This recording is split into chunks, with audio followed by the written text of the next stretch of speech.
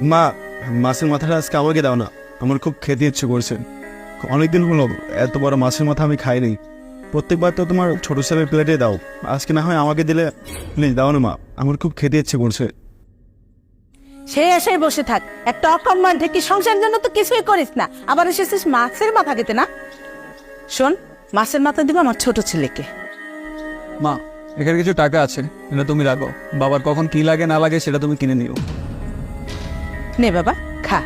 বাবারে, তোর মতো একটা লক্ষ্মী ছেলে পেয়ে আমি অনেক খুশি। আর দেখ, তোর বড় ভাই একটা অকর্মর ঢেকি নিজের বউকে নিয়ে নিয়ে বসে বসে বাপের টাকা খাচ্ছে। রাফসানা, তুমিও না। আর যে ছেলে তার বউকে নিয়ে বাবার ঘাড়ে বসে বসে খেতে পারে, তার আবার দায়িত্ব। সে আবার দায়িত্ব কি বুঝবে? মা, বাবা, তোমরা দুজন মিলে কিন্তু আমার স্বামীকে অপমান করছো। ভাবি, এখানে অপমানে কি আছে? মা বাবা যা বলেছে তা কিন্তু সত্যিই বলেছে। দেখুন না, আমার হাজবেন্ড বাড়ির ছোট ছেলে হয়েও বাড়ির সকল দায়িত্ব কিভাবে পালন করতেছে। আর আপনার হাজবেন্ড 2 টাকা কামাই করার মুরদ নেই, শুধু শুধু আমাদের ঘরে বসে আপনারা খেতে পারেন আর কিছুই করতে পারেন না। মাঝে মাঝে মন তো চায় আপনাকে আর আপনার জামাইকে দুজনকে ঘাট ধাক্কা দিয়ে বাড়ি থেকে বের করে দিই। কি করব, বড় ভাই দেখে সম্মান দেখাচ্ছি, কিন্তু যখন চাপটা পড়বে না, ধাক্কা খেলে তারপর যদি জামাই বউ মিলে 2 টাকা ইনকাম করতে পারেন।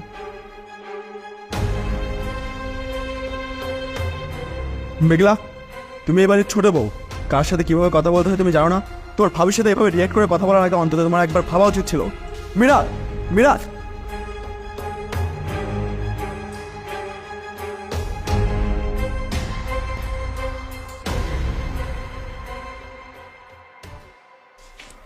বাবা, এসবের মানে কি?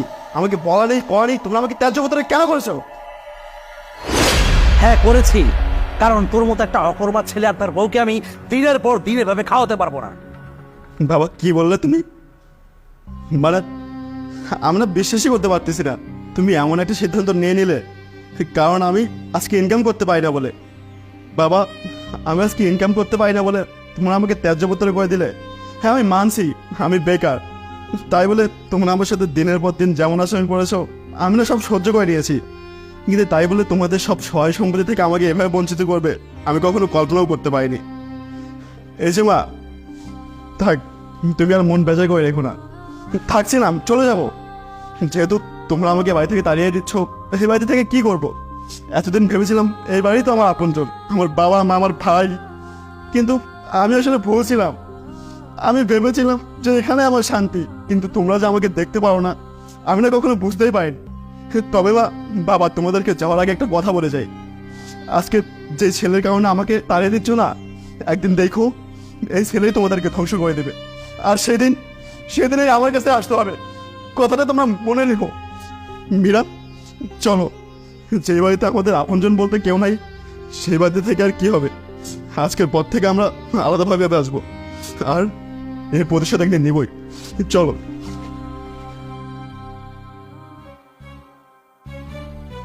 বাবা শুনুন, বাবা রে, তুই আমাকে মাফ করে দে বাবা। এই দিন তোর লগে এত খারাপ আচরণ করা আমাকে ঠিক হয় না বাবা, আমাকে তুই মাফ করে দে। বাবা রে, তোর বাড়ির থেকে বাইর করে দে আমাকে ঠিক হয় নাই। তোর ছোট ভাই আমাকে সমস্ত সম্পত্তি তার নিজের নামে লিখে নিয়ে গেছে, কইছে বিদেশে যাই আমাকে খোঁজ খবর নিব, কিন্তু সে আর আমাকে খোঁজ খবর নেয় নেই বাবা। আমরা 2 জন মানুষ 3 দিন না খাইয়া বাড়িতে বয়ে থেকে তারপর রাস্তায় নামছি বাবা।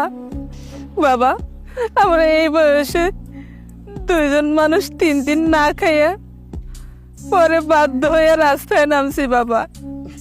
তোমাদের তো পথে নামার কথা মা।